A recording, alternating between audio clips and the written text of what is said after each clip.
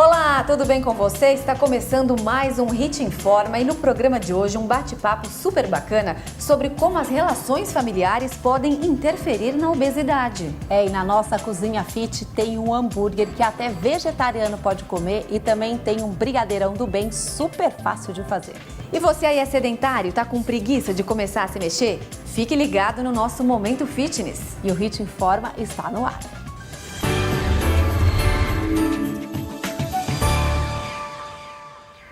Segundo a Organização Mundial da Saúde, mais de 600 milhões de pessoas são obesas hoje.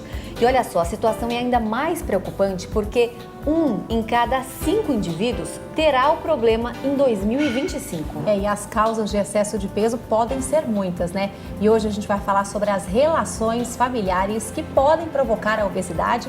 A gente recebe hoje aqui a Nathalie Favaron. Muito bem-vinda. Obrigada, é um prazer estar aqui com vocês. Para a gente começar esse assunto meio complexo, explica pra gente como que a obesidade pode surgir de uma relação familiar. Bom, a gente sabe que a obesidade é super complexo e, na verdade, ela tem tanto os fatores comportamentais, então aquilo que eu como, aquilo como eu me exercito, mas tem também um peso emocional muito grande. E é sobre esse peso emocional que as pessoas têm mais dificuldade em se livrar. Porque muitas vezes a obesidade ela serve para esconder aquilo que dentro de nós ainda não está pronto, ainda não é suficientemente aceito por nós mesmos para ser mostrado para o mundo. Então, quando a gente começa a falar de obesidade, não basta mudar o hábito alimentar ou fazer uma ginástica ou começar uma atividade física, mas é muito importante você olhar quais são as relações e qual é a história familiar dessa pessoa, dessa mulher ou desse homem, e o que mais ela está carregando no seu próprio corpo. Entendi. E que tipo de relação é essa? Dê um exemplo pra gente de uma pessoa obesa o que causou esse excesso de peso nela? Então, o que eu vejo no consultório muitas vezes é assim, quando você tem uma pessoa que está tentando há um tempão fazer regime, emagrece, mas engorda, uma das perguntas que eu mais faço você teve irmãos? Ah, eu tenho irmãos. Os seus pais tiveram irmãos? Tem. Algum deles morreu cedo? E a pessoa me olha assim e fala, por quê? Eu falo, algum deles morreu criança, teve uma morte prematura? Ah, o meu tio, né, era pequeno, morreu, ou minha mãe teve um bebê que perdeu. E aí eu simplesmente pergunto para essa pessoa, se ele estivesse aqui do seu lado, esse tio ou esse irmão, você poderia dizer para ele, eu vejo você e olha para mim e deixa que eu fique só do meu tamanho? Então tem essa relação. Porque muitas vezes, quando a gente tem um membro excluído da família, que foi embora muito cedo, alguém passa a representar ele e pode viver isso de duas dinâmicas bem clássicas. Uma é eu como por dois, então eu como por mim e por você, que está fazendo falta. Ou eu trabalho por dois. Então é aquela pessoa que também trabalha sem parar, sem descanso. Geralmente pega nessas duas pontas, ou é comida ou é trabalho. Ou é comida ou é trabalho. E isso tudo é feito de forma inconsciente, claro, né? Absolutamente inconsciente. Como é que você faz isso, Nathalie, né? Assim, você chega, explica, todo mundo se assusta um pouco a princípio. E como é que você trabalha isso? É terapia mesmo? Então, na verdade, eu trabalho com constelação familiar, com terapia sistêmica e com hipnose ericksoniana. Então eu acabo traçando todas as possíveis causas dentro de uma sessão, que funciona como se eu estivesse aqui conversando com você. E a pessoa traz um tema que ela queira trabalhar. Então, a obesidade muitas vezes chega para mim como, olha, eu tenho um problema de relacionamento com os homens, eu não consigo encontrar um namorado legal. Mas ela chega bem acima do peso. Muitas vezes eu pergunto, me conta um pouquinho, quando foi que você começou a engordar? Ah, eu sempre fui gordinha. Mas sempre, desde criança? Desde os 8, 9 anos. E o que aconteceu na sua vida naquela época?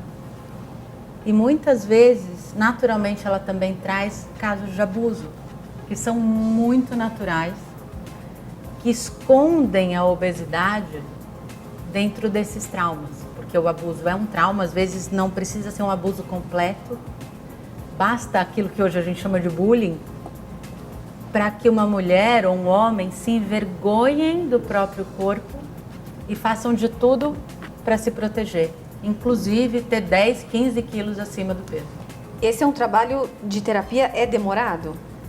Olha, na minha experiência, o trabalho com obesidade, ele nunca é um trabalho assim, mas cada ponto é mais rápido, porque a gente já vai direto naquilo que está por trás da história. Ao invés de ficar falando o que você comeu hoje, você sabe que você tem que comer leve, você tem que fazer X refeições por dia, você tem que fazer ginástica. Porque tem vezes também que muitas pessoas tentam e acabam não conseguindo, né? Então tem algo por trás realmente que está fazendo por trás isso. disso. E é isso que eu quero saber. A obesidade, ela sempre tem um fundo emocional ou nem sempre? Eu diria que tudo tem um fundo emocional. Porque se você pensar que só 5%, provado por pesquisa hoje da neurociência, só 5% das nossas mudanças de comportamento vem da nossa mente consciente. Só 5%? Só 5%. Pouquíssimo, né, gente? Que é o neocórtex, é a nossa razão. 95% vem da nossa mente inconsciente, que inclui as nossas emoções, as nossas sensações, o corpo, as nossas histórias familiares, quando você abre para o inconsciente familiar. Ou seja, se você fizer um trabalho muito bom com a sua mente consciente, sabendo que você tem que comer, que você tem que malhar, e der super certo, você vai estar mudando com 5%. É muito pouco. Você vai fazer um esforço enorme para conseguir muito pouco sucesso. Agora, quando a gente começa a juntar essa comunicação da mente consciente e da mente inconsciente, você pode, por exemplo, contar uma história. Sabe quando você começa para uma criança e diz assim, era uma vez, e naturalmente a criança presta atenção? Isso funciona com todos nós, porque todo mundo ama a história. Agora, Mas Nathalie, não foi só por isso. E como é que é? Por exemplo, hoje a gente viu aí os dados também da Organização Mundial da Saúde, isso vem aumentando, os obesos cada vez vem crescendo mais. E como é que é essa relação, então? Então, quer dizer que hoje a grande maioria também tem algum problema, alguma relação do passado ou até mesmo familiar? Isso tende a crescer? Eu costumo dizer, assim, não é nada alarmante, mas é importante. A maioria das pessoas conhecem a história da novela, a história da série, a história do vizinho, mas a maioria não conhece a história da sua própria família. E quando a gente não conhece a história da própria família, é muito difícil você ficar livre para viver a sua vida. Por quê? 50% das nossas questões, dos nossos problemas, no geral, vem de histórias que nós carregamos da nossa família. Então, se você não souber a história, você já tem 50% de histórias que você carrega não são suas. E aí, sem saber a história da sua família, a chance de você estar repetindo uma dificuldade anterior é muito alta. Isso pode ser com obesidade também. Nossa. E aí, assim, eu não digo nem de história. Por exemplo, você pega o presente. Crianças, filhos de pais separados. Muita gente fala, criança gordinha é filho de pai separado, porque pode acontecer isso, da criança ficar mais frustrada e descontar na comida. Esses dias mesmo eu estava ouvindo, aquela criança está muito gorda. Eu falei, mas os pais são separados. Isso realmente tem a ver? As crianças de pais separados, elas têm várias questões e uma delas pode ser a comida. Por quê? Porque quando eu me sinto triste, carente, frustrada, eu tenho fome emocional. Porque já que a gente pode fazer alguma coisa para as próximas gerações, para filhos, enfim, é sempre estar atento com o filho, e tá percebendo passando as histórias. Se o seu filho não está carregando uma dor que é sua. E como é que a gente percebe isso? É assim. É complicado. Criança nunca tem uma dor. É muito forte, eu sei o que eu estou falando, eu tenho 2 filhas. Dor física, você está dizendo? Não, uma dor emocional que é só dela. Ela traz muitas vezes aquilo que os pais não viram à tona. Então, em casais separados, muitas vezes a mãe está falando assim, porque o seu pai é isso, o seu pai é aquilo, ou o pai está falando, a sua mãe é isso ou aquilo. O quão dividida fica essa criança? Porque ela é dentro dela a mãe e o pai. Então, o quanto ela vive esse ódio por cada uma das partes e não sabe o que fazer. Quando eu, dentro de mim, não consigo me aceitar, porque eu sou metade a minha mãe e metade meu pai, como é que eu posso, sem me aceitar, fazer algo de bom para o meu corpo? Uma boa alimentação, ir bem na escola, me dar bem com os meus amigos, ter uma vida saudável. Por quê? Porque eu nem me amo. Eu sou muito ruim. E provavelmente eu sou o culpado dessa separação. Porque eles vivem essa discórdia e os filhos acabam sendo receptores disso. Nossa, então a dica é prestar atenção. Então a gente até foca um pouco no fato da criança, né? Porque já que tende a crescer o número de pessoas acima do peso, tem que controlar desde pequeno também, né? Olhar para o filho e tentar identificar e fazer uma terapia. Isso, e eu acho que principalmente os pais terem consciência de que não basta eu oferecer, que é o básico, né? Aquilo que a gente já sabe, né? Se é você que vai no supermercado, não é o seu filho.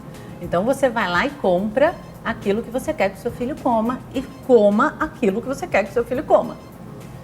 Isso é o básico. Agora, como mãe, a responsabilidade que a gente tem, como mãe ou pai, é que história do passado que eu ainda preciso resolver para que o meu filho não precise carregar, inclusive no próprio corpo. Porque a obesidade é uma das coisas, mas a gente vê a hiperatividade, o déficit de atenção, que são todas doenças consideradas sistêmicas. Tudo está relacionado. Que tudo está relacionado com histórias que muitas vezes as crianças trazem através do seu comportamento para que os pais possam prestar atenção. Nossa, muito bacana. Olha, eu te convido a voltar aqui ao Rit Informa para a gente continuar debatendo esse porque assunto. eu fiquei aqui morrendo de vontade de perguntar um monte de coisa. Garanto, o pessoal de casa também, deve todo mundo ter ficado aí com umas pulguinhas atrás da orelha, querendo entender um pouquinho mais, né? Como é que faz, então, para conhecer um pouquinho você, o seu trabalho, né, Renata? Isso, pode deixar seus contatos. Basta entrar na internet, natalifavaron.com.br. Mesmo que você não saiba exatamente como digitar o nome, se você botar Nathalie Favaron lá no nosso incrível Google, ele vai me encontrar. E aí lá tem vários textos, vários vídeos, várias aulas que falam muito sobre como nós nos relacionamos com a nossa família e quais são essas possíveis causas das nossas questões hoje em dia.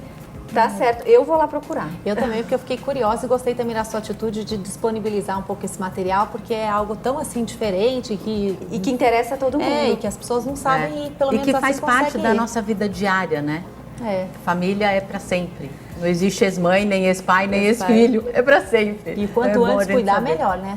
Quanto antes cuidar, mais livres ficam os nossos filhos. Tá certo, Nathalie. Muito obrigada pela presença, pelo viu? convite. Obrigada, viu? E a gente convida você para voltar aqui para um próximo bate-papo. Certeza, está convidada. E não saia daí, porque no próximo bloco